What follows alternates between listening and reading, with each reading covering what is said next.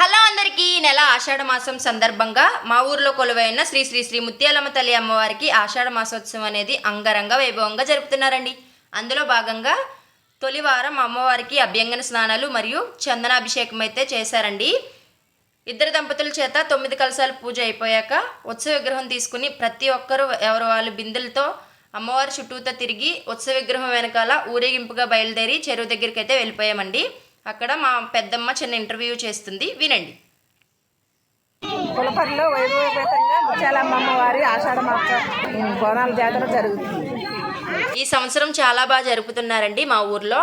అలా ప్రతి ఒక్కరూ 3 ములుగులు ములిగేసి తీసుకొచ్చిన బిందెతో వాటర్ తీసుకెళ్ళి మళ్ళీ అమ్మవారి చుట్టూతో తిరిగాక ఆ తీసుకొచ్చిన వాటర్తో అమ్మవారికి అభిషేకం అయితే చేసేసారు.